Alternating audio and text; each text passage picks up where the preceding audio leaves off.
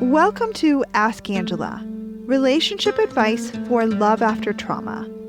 I'm Angela Amias, here to help you navigate intimate relationships as I answer real questions about love, loss, and everything in between.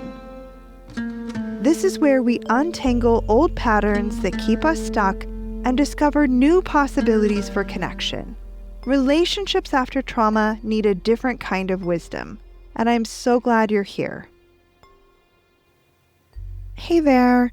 In this episode, I'm going to be answering Michael's question. And Michael writes, I'm worried that a healthy relationship will bore me. Dear Michael, do you like roller coasters? There was a time when I loved them. Roller coasters were my steadfast cure for the monotony and boredom of teenage life in suburbia. I still remember the weird sensation of stepping off a roller coaster and putting my feet back down on solid earth, and how the ground suddenly felt flatter than it had been before.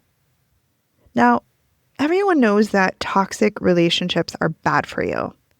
But only those of us who've actually been in them know the other side. The way in which, like a roller coaster, they can be kind of exciting. There are the downs, of course, but there are also the wild highs and all the twists and turns that leave you breathless. In other words, what toxic relationships lack in terms of long-term happiness, fulfillment, and kindness, they make up for in high-intensity drama and the guarantee that there will never be a dull moment. And in comparison, healthy relationships can feel a little flat. I remember the first time I worked with someone through 2 back-to-back abusive relationships. Then she got into a new relationship with a healthy partner. And just as I was in the middle of silently congratulating myself on the work we had done together, she dropped a bombshell by saying, I'm so bored. That first time, I thought maybe the relationship really was boring, and it just wasn't right for her. But fast forward to today, and now I've seen this particular relationship rodeo often enough to know that feeling bored is something that happens for most people who've experienced a high-intensity toxic relationship or 2.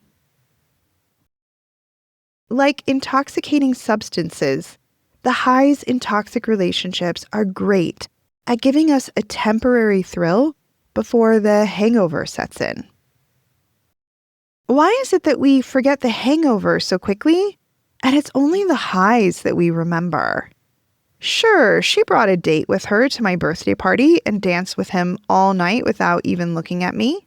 But the next morning she showed up at my apartment with my favorite bagels and a dozen roses. It's like the agonizing pain, sleepless nights, and constant anxiety end up making every good moment 10 times sweeter. In this way, healthy relationships just cannot compare. By definition, they lack the excruciating lows that are needed for the highs to have that same quality of intensity. The predictability of a healthy relationship makes it easy to end up taking the good things for granted. Compared with the high drama of toxic relationships, healthy relationships can seem boring, especially when we've spent enough time in the cycle of intense highs and lows to become desensitized to the simple pleasures and joy that comes with connecting with another person. If you talk to anyone who has figured out how to live a sober life after years of the highs and lows of addiction, then you know that it takes time to re-sensitize oneself and rediscover how to experience the more subtle qualities of feelings like excitement. Here's something else I know. When the dramatic highs and lows of a toxic relationship take up all your attention, You have no space to think about anything else.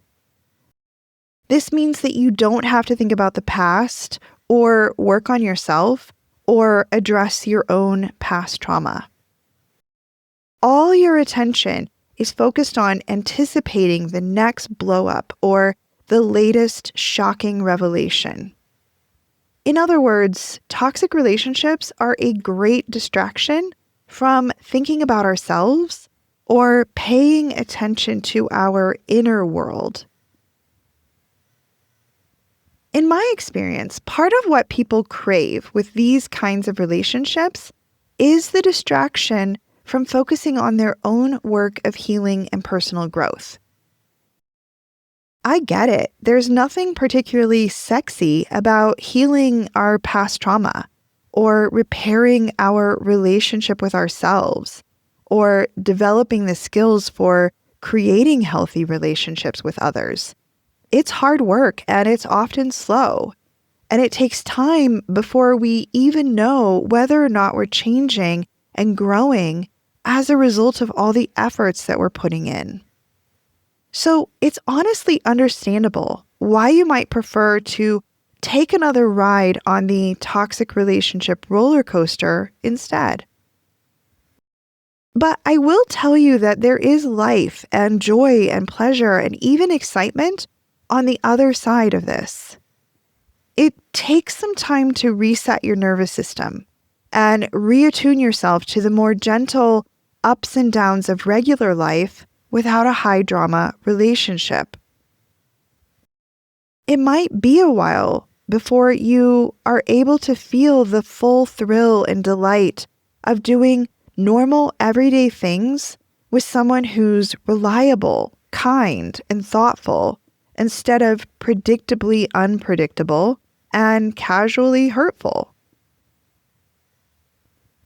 But I will add this last thing too. Those who decide to seek out this new adventure often find that being in a healthy relationship throws open a door to totally new possibilities. If the excitement of a toxic relationship is like a tornado that blows in and wrecks your life while also sweeping you off your feet, then a healthy relationship is like finding yourself suddenly in Oz, where there's an entirely new world to explore.